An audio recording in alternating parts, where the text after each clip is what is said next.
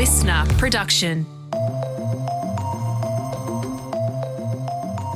Hey, Chris Beer with you and welcome to The Briefing. A criminal trial taking place in a small Australian town this week is making headlines around the world. And the woman at the centre of it is Erin Patterson. She's being accused of murdering 3 people via a beef and mushroom dish. Gail, Heather and Don all lost their lives. Ian Wilkinson, one of the men at that lunch, survived. 2nd of November, it was a Thursday afternoon. Erin Patterson was charged with murder and attempted murder, and her home was searched by police. That chat with the journalist who's in Victoria covering the trial this week is coming up in the second half of this episode. First though, let's get into the headlines with Tara Cassidy. It's Wednesday, the 30th of April. Good morning, Chris, and good morning to you listening. Happy Wednesday. We are 3 days out from the big day, politicians' Christmas, the day that Australia will decide at the ballot box who will be our next PM. And according to the latest polls, it is looking more and more likely to be Anthony Albanese, whose lead over the coalition has become stronger in recent days. Now, Labor's ahead by 53 to 47% in two-party terms. That's according to a survey of over 2,000 people by Resolve, commissioned by 9 papers. Now, this same survey also found there is some pressure on Labor's primary vote, but Albo is still ahead as top pick as preferred Prime Minister over Peter Dutton, 47 to 31%.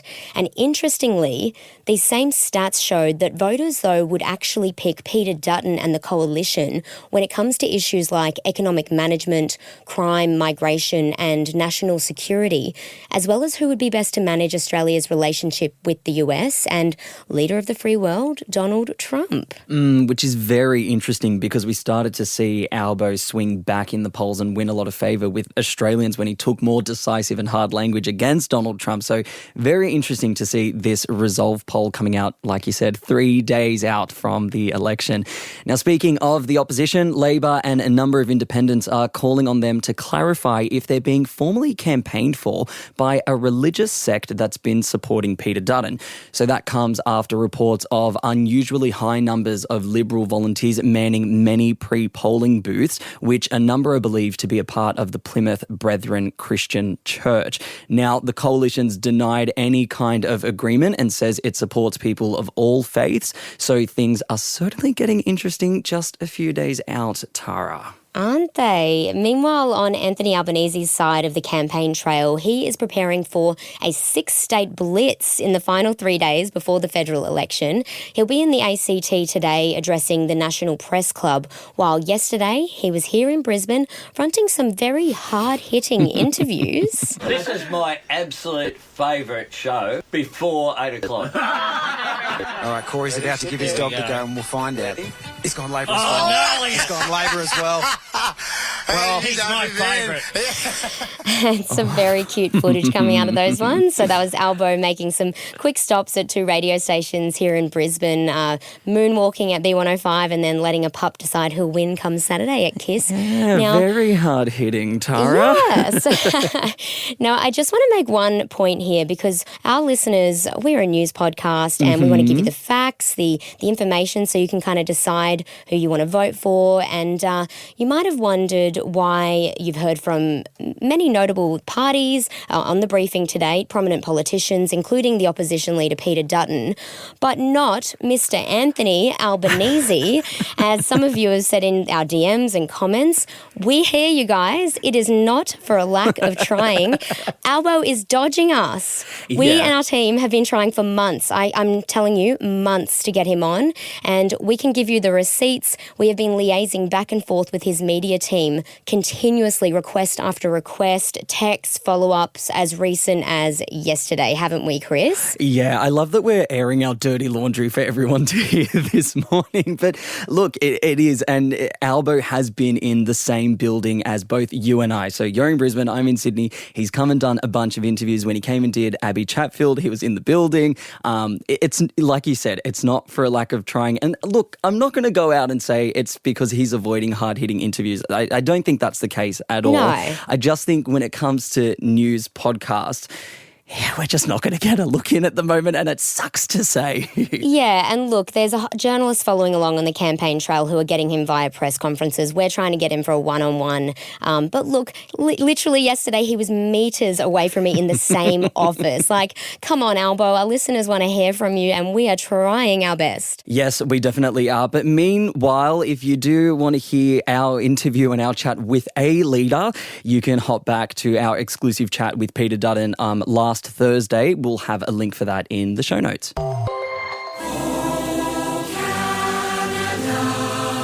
And congratulations are continuing to reach Canadian Prime Minister Mark Carney this morning, who declared victory in their federal election yesterday. The former central banker took over the reins of the centre-left Liberal Party last month, following Justin Trudeau's resignation, at the time inheriting a party that was trailing the Conservatives by over 20 points. But that all turned around thanks to one man who leads another country, Donald Trump, who has spent his second presidency threatening to annex Canada. As I've been warning for months, America wants our land, our resources, our water, our country. These are not idle threats. President Trump is trying to break us so that America can own us. That will never, ever happen. Yeah, that's the strong and very clear message Carney's been sending Donald Trump over the last few weeks. And as you just heard in his victory speech, it's that kind of decisive language and patriotism that experts are saying ultimately won him this election and secured the Libs their fourth straight term in power.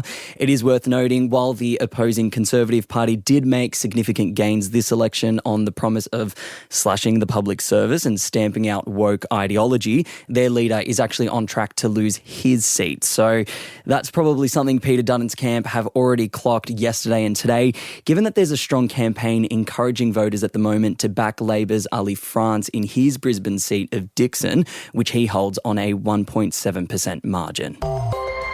New research has revealed just how hard it is for tenants right now, with rental affordability the worst it's ever been across the country. And now one of the charities trying to help those struggling to find a place to live, Anglicare Australia, is appealing to all parties to commit to affordable homes ahead of the election on Saturday. Yeah, in the latest rental affordability snapshot, just 0.7% of Aussies can afford a rental on a full-time minimum wage, and just 3% of someone on the age pension. The charity's deputy director says Aussies need more help. And for people who are on job seeker or youth allowance, and they're people who are on the very lowest incomes, there's really nothing that's available. There wasn't a single rental that was listed out of 50,000 that was affordable for someone on youth allowance, and just 3 affordable for someone on job seeker. So this is the worst result we've ever seen. Ultra-processed foods, or junk food, containing high levels of sugar, saturated fats and salt could be causing more deaths than the deadly drug fentanyl, a new study suggests.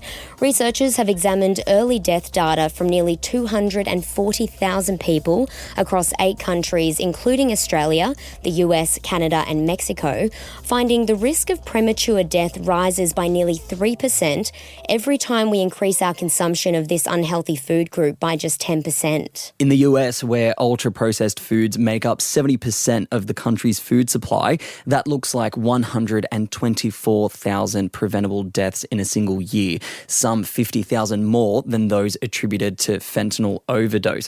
As for us here down under, UPFs, or ultra-processed foods, make up around 40% of our daily energy intake. The study's researchers calling on governments around the world to update public health messaging to combat its prevalence and promote diets centered around fresh, minimally processed foods like fruits, veggies, whole grains, and lean proteins.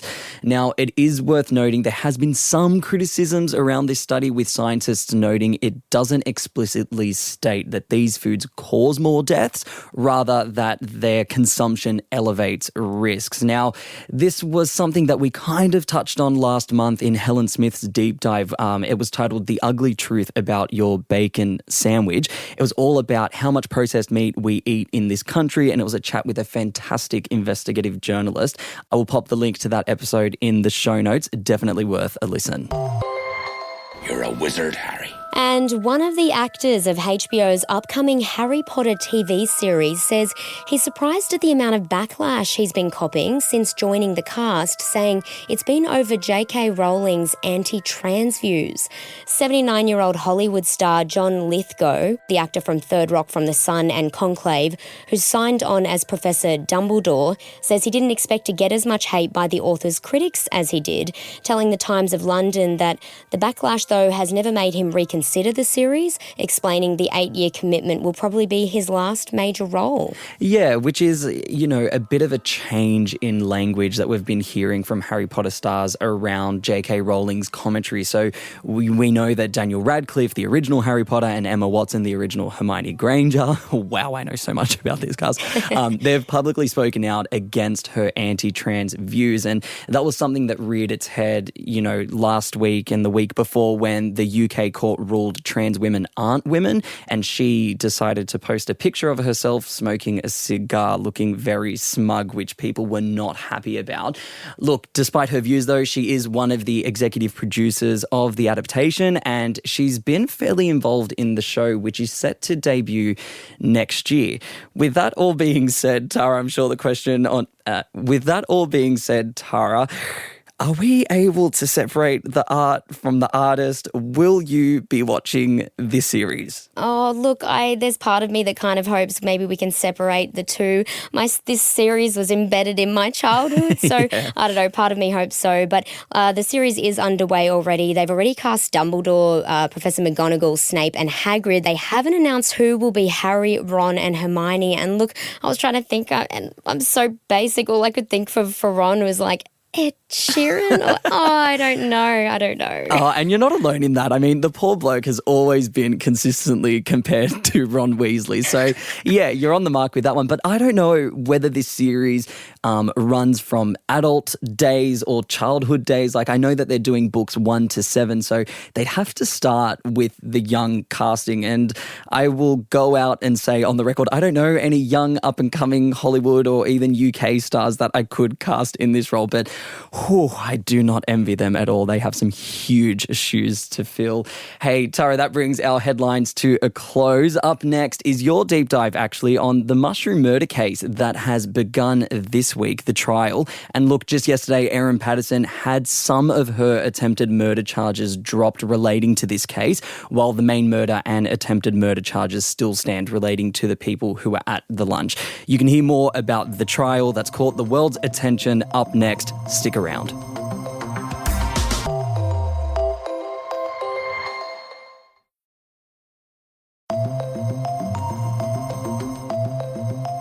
The world's eyes are on a regional Australian town this week as the murder trial of Victorian woman Erin Patterson gets underway. Ms. Patterson first made headlines in 2023 when 3 people died and another person was hospitalised after eating a Beef Wellington containing mushrooms at her Leongatha home.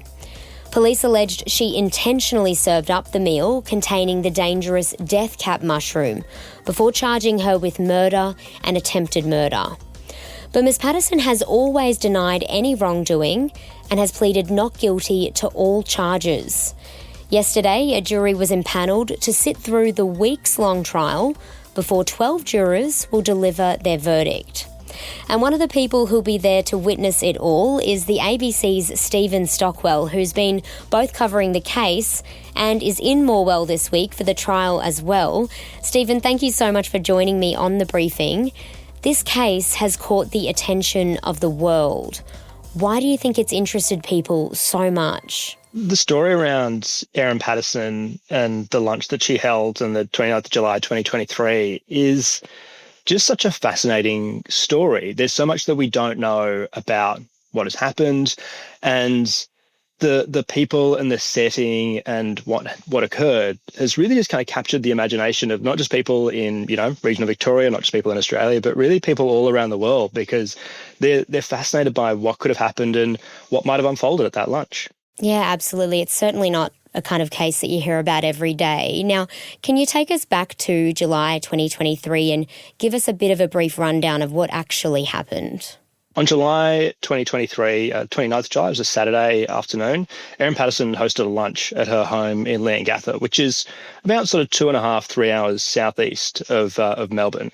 At that lunch were Gail and Don Patterson, her estranged husband's parents, and a couple of their friends, Heather and Ian Wilkinson. Heather is Gail's sister, so you know, placed them in the family.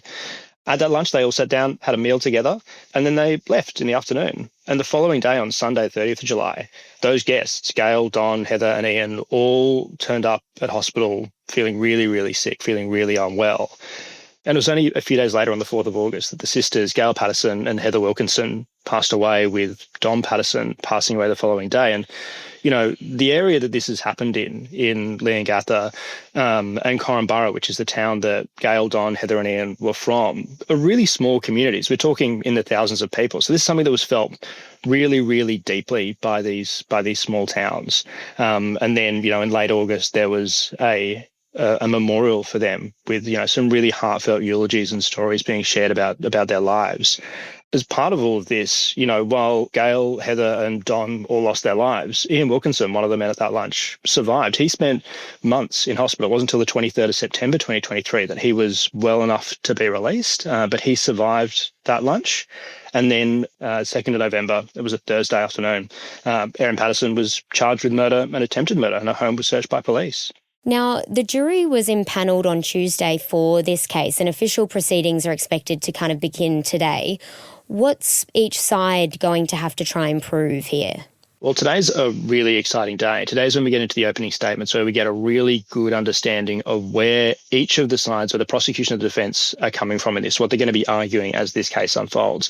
At the moment, there's a lot that we don't know, but we do know that the prosecution is trying to prove to a jury that Erin Patterson is guilty of murder and attempted murder, and the defence is there to the jury and explain that she's not guilty of those offences. It'll be really interesting to see how all of that unfolds. Again, we don't know exactly what they're going to be talking about, but through the course of Wednesday and potentially through Thursday, we're going to get a really clear understanding of what those arguments are, what the case for and against are going to be. So it's going to be an incredibly interesting day in court. Yeah, absolutely. And so, as well as those opening arguments that we're expecting to hear, we know that across the next 5 to 6 weeks, we're going to hear from a lot of witnesses. Who might appear on that witness list? Well, 5 to 6 weeks for a trial is a reasonably long trial. This is a very complicated case. There's a lot of information in there. So when you're looking at witnesses for something like this, you can be expecting, expert witnesses from the police, people who they think have been around or involved in this somehow, that will have a story that the jury should be hearing in that. So there'll be a huge range of people that'll be appearing before the jury and talking to them about this case. And we mentioned earlier that this case, it has really attracted a lot of attention from people around the world, including its media, so much so that I understand they've even had to come up with a bit of a ballot system to figure out who will be in the courtroom when it comes to journalists. What can you tell me about that? Yeah, so the case is being heard in the Latrobe Valley Law Courts, which is in the town of Morwell, about 2.5 hours southeast of Melbourne. And it's a small regional town. It's a court that, wouldn't usually see something like this. And so, there's only a handful of seats in that room. And as I've spent the last few days here in Morwell, we have got a huge number of media here. I think at dinner last night, there were probably 20 of us sharing the same restaurant across a few tables. So there's a heap of people here, and that means there are some real issues with trying to get into the courtroom to access this. So there's a handful of seats in the room where the trial will be occurring, and so there's a ballot system.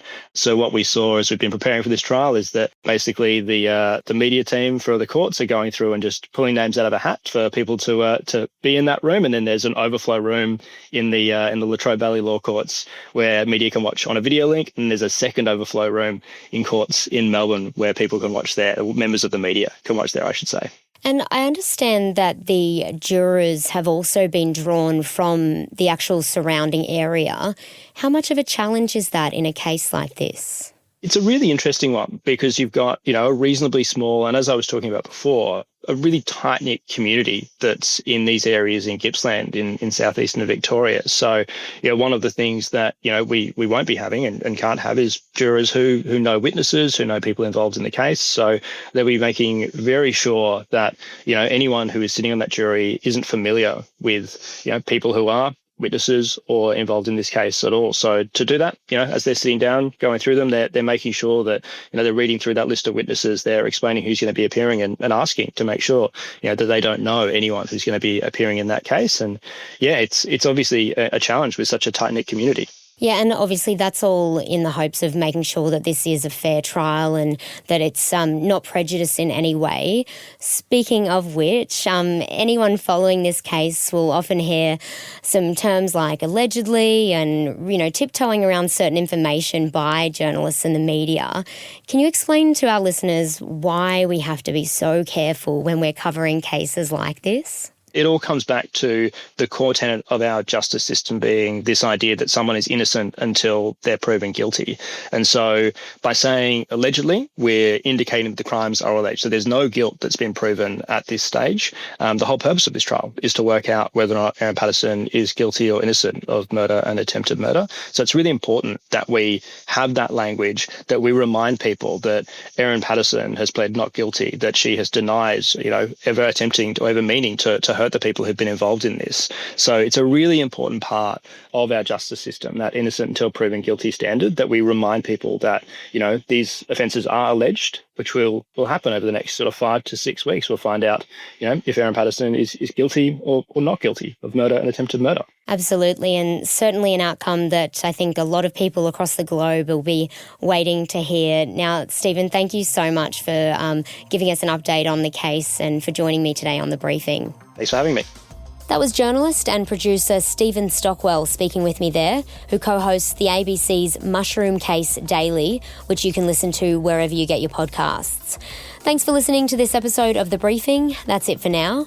Before you go, though, we would love it if you could share this ep with someone who you think might find it interesting.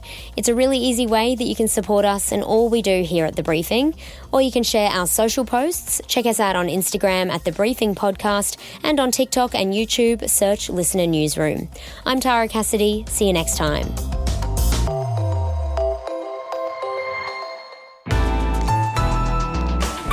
Listener.